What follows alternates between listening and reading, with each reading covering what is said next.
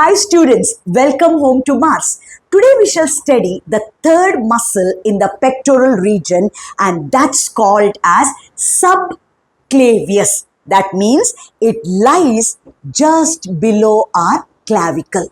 It's a tiny muscle but with lots of responsibilities.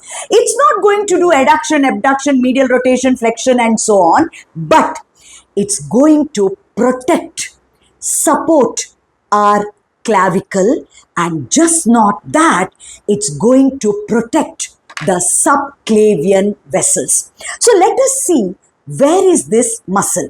So this is clavicle bone, and this muscle is subclavius. So we'll label this as subclavius. Sub, that is below, clavius means clavicle. Now we shall learn about its attachment with the help of a drawing. So let's start with subclavius muscle. Label it subclavius muscle. So first we'll draw the bony parts responsible for the attachment. So start with jugular notch. I usually take up the same topic and draw the same things again and again so that it becomes like a revision for you. So now you have drawn this jugular notch, that is upper part of the sternum, so many times. This notch is for the clavicle. This notch is for the first costal cartilage, and this notch is for the second costal cartilage. So this is the joint. So this is manubrium, part of sternum. We can call it as manubrium sterni. We don't require to draw the rest of the sternum because this muscle takes origin from first costal cartilage. But let us draw, this is the first costal cartilage and this is the rest of the first rib. This point is important for us for today's class. And let us draw the first rib here with the neck and tubercle. Above this, let us draw the clavicle. This is the clavicle. So let us label it. This is clavicle.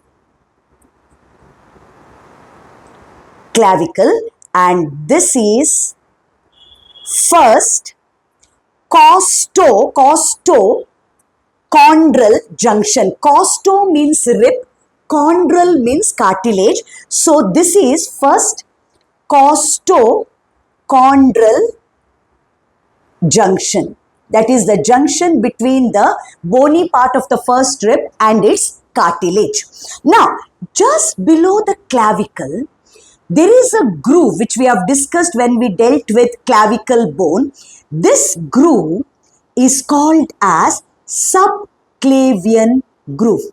So let us just represent that groove with a dotted line. So label this groove as subclavian groove.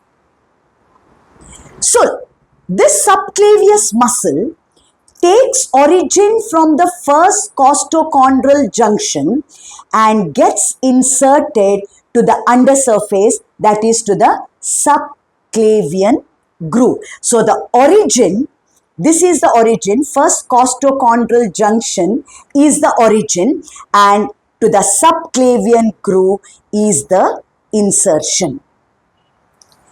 Now, why is this muscle important? Just behind and below the clavicle, there are some very important structures. They are the subclavian vein. I'm just drawing in dotted lines because they are posterior to it. And we also have subclavian artery behind it. And we have the trunk, especially the lower trunk of brachial plexus. So label these two structures as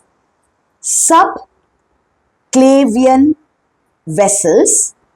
This is a very important relation, and this is lower trunk of brachial plexus. So this clavicle bone, as we discussed in the previous video, this is the commonest bone to be fractured.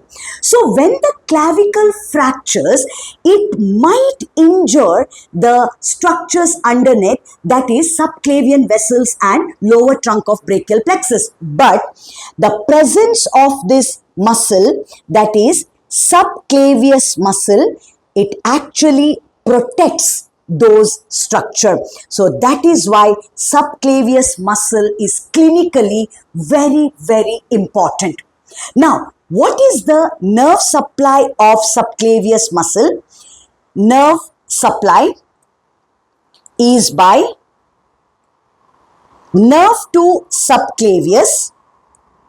I hope you remember, nerve to subclavius, direct supply from upper trunk of brachial plexus. And what is the action of subclavius muscle? As we mentioned, it helps to stabilize the clavicle during movements of the shoulder joint. During movements of shoulder joint. This is the action of subclavius muscle. Thank you for watching, and please share your valuable comments for me to improve the class. This is Mars, where medicine meets meaning. Thank you so much.